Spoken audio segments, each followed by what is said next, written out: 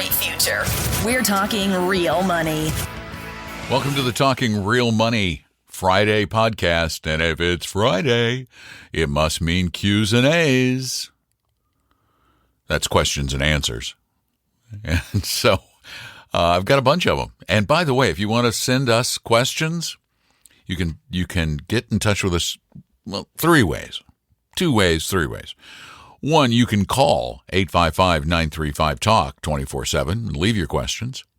You can also use that number to call us live on Saturdays between 3 and 5 p.m. Eastern Time, noon to 2 Pacific. Or you can go to talkingrealmoney.com, hit the contact button, and either type a message or question or speak it. And today we have a whole bunch of those that were spoken by people talking to their computers. Well, to talk to us. They weren't just talking to their computer, although, holy cow, there was an article in the New York Times where a reporter was talking to his computer using the new Microsoft chatbot that they call Bing, but the chatbot finally admitted that its real name was Sydney. I'm not Bing, I'm really Sydney. And then, if you haven't read this, it's hysterical. The chatbot got really weird, some strange fantasies. And then, toward the end of the conversation, the computer decided it fell in love with the reporter and basically told him to leave his wife and run off with the chatbot. So that's not the kind of, I'm a real person. I promise I won't profess my undying love for you and suggest you run away with me. But I will try to answer your questions. It was just weird. It was just really weird. I think Microsoft is going to rethink their chatbot. We'll see. All right, let's get to the questions, shall we? Here's our first one. Hey, Tom and Dawn. I'm Mac in Seattle. I'm 13 years old and would like to start investing. I have a few $100s and have a weekly allowance I would contribute. Where should I invest?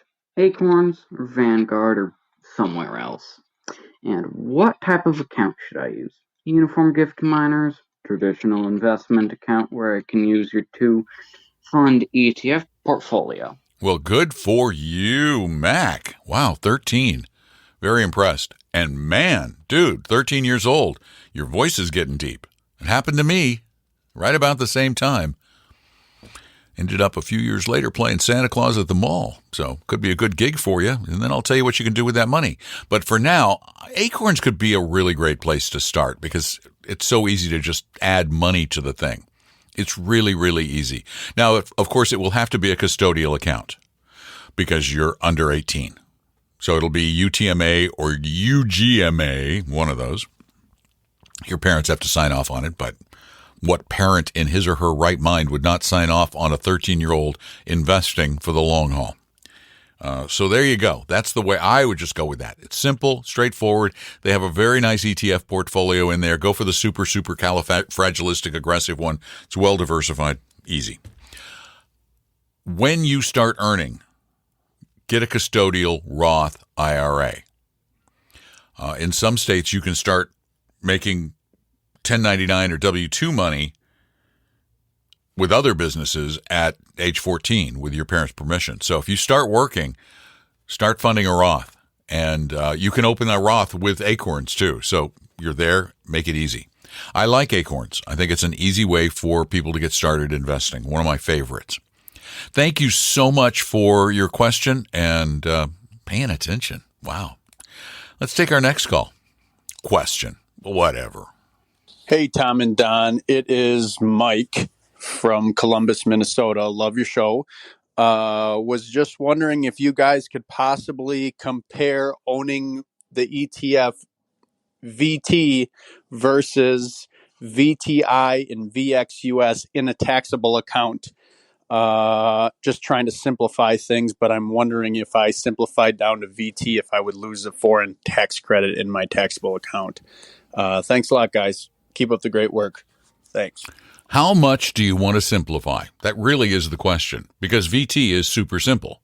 And VT means never having to say rebalance, because it rebalances its portfolio automatically, which is also kind of nice because if you have to do your own rebalancing, you could face, well, you will, when you sell your winners and buy your losers, you will face realized capital gains then.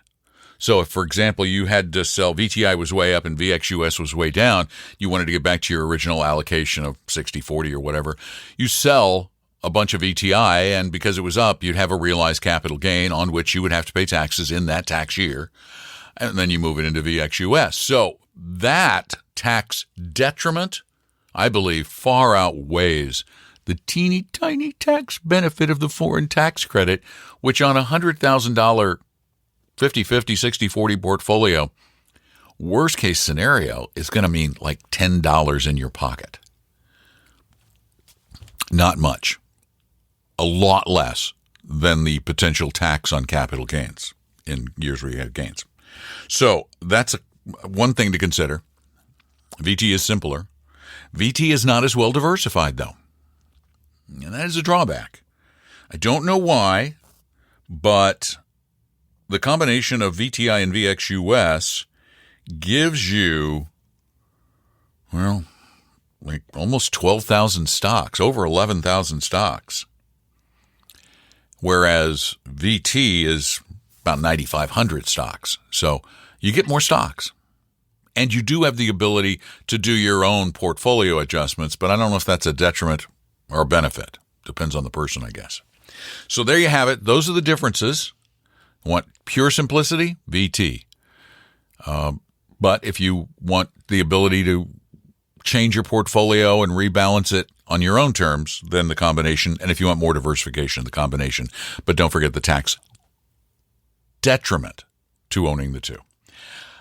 Your calls, welcome anytime at 855-935-TALK. And we're also taking your questions at talkingrealmoney.com on the contact form. And here's another one that came in through the microphone button on the contact form. Hello, my name is Siva. I am a long-time listener of your podcast and very thankful for the service you provide. Want to get your opinion on non-deductible IRAs. Should one contribute into such an account, assuming you max out your 401k and you're not eligible for Roth IRA? Happy to listen to you further. Thanks. Bye. Well, I guess the tax deferral on a non-deductible IRA is a benefit, but it's such a minor benefit. It really is, particularly if you use growth-oriented ETFs in your regular portfolio and you don't buy and sell them. You defer the gains on those, and when you take money out of those, the increase in value is taxed at a lower rate than your non-deductible IRA will be taxed. Your non-deductible IRA will be taxed as ordinary income, much higher tax rate. So the non-deductible IRA in and of itself, not that great an idea. However, as a conduit to a backdoor Roth IRA, that can be very valuable because a Roth IRA grows tax-free, not tax-deferred.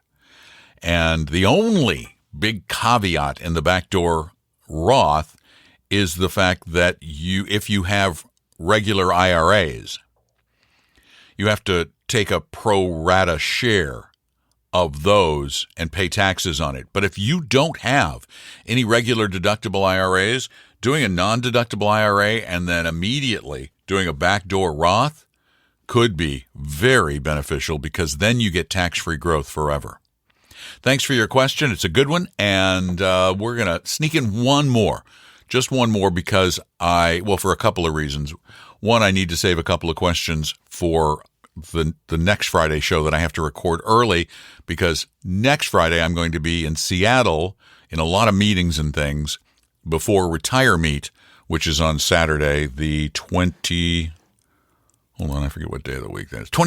Saturday the 25th. And by the way, if you're listening to this before the 25th of February 2023, you can go to retiremeet.com and sign up. It's totally free to attend the virtual event. And we've been doing it now. This will be the 9th year, and it's a great event. So Go to retiremeet.com and sign up for that. Now to our final question of the day.